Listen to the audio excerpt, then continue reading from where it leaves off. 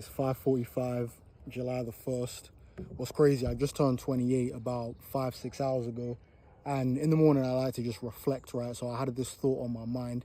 And I was thinking about how, like, in life, it's cool to be book smart. You want to be street smart. But something that I think is really underrated and the most important thing is self-awareness, right? I think self-awareness is kind of what's kind of helped me through the last 10 years. I would say since I was 18, that's when my mindset kind of changed a lot.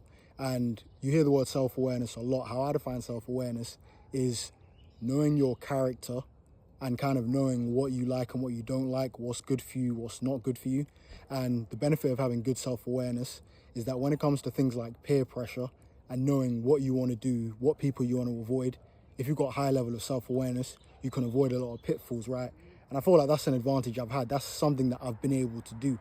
Since I was 18, I kind of knew certain parts of my character and I was like, yo, you know what? I don't enjoy hanging around maybe these kinds of people. Let me pull myself back. I don't like it when these people do this. Let me pull myself back. I went from being super popular to kind of being a bit more introverted. And that's just because when I was 18, I had like, you know how people say follow your intuition, right? I would say I had a level of intuition where once I left school, I was kind of just like, rather than being around everyone every single day, I got a lot of joy. I got a lot of comfort from just spending time alone. I enjoyed spending my time alone, having my own company. And I noticed that when I would be around people too often, I would just get frustrated and I felt as though everyone was clingy, right? So I kind of noticed that from then.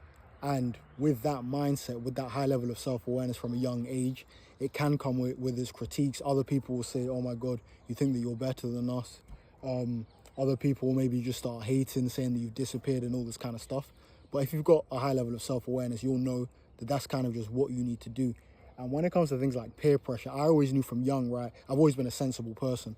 Like, that's just part of my character. That's just part of my makeup. I'm a sensible person, right? So for me, when it came to, I don't know, people doing like narcotics, smoking, drinking, stuff like that, I knew that that wasn't really for me.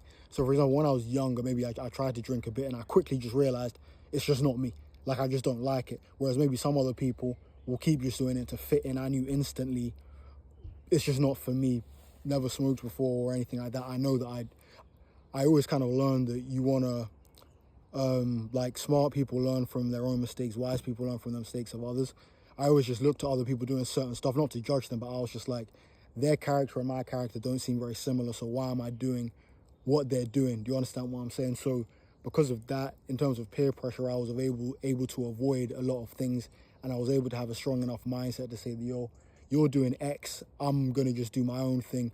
If you try and mock me for doing my own thing or whatever, then that's fine. But ultimately, I know that you got some level of respect because maybe you can't do what I'm doing. So you look at me and the easiest thing is going to be to hate. But more time, they kind of have respect for you and people will look for your validation, right? So I think being aware of what you like, what you need to do is key. I remember, as I said before, I was super popular. I was cool with everyone, amazing, easygoing person. Something inside me just said that, yo, I need to kind of just spend a lot of time alone so I can maybe learn about myself more. I can educate myself a bit more. And my character's kind of been like that for the last 10 years, I would say. So that's why when I'm doing, oh my God, all these flies, right? That's why when I'm doing all these videos now, people will say that, yo, like, you got wisdom beyond your years and all this kind of stuff. But I've been like this for 10 years. I've been like this for 10 years, and this is just me working off instinct. And what was key for me is that when I was 18, I started getting into self-help. That's when I started watching 50 Cent interviews. I started reading certain books, 50th Law, 48 Laws of Power, Power of Positive Thinking, all of those books, How to Win Friends and Influence People, right?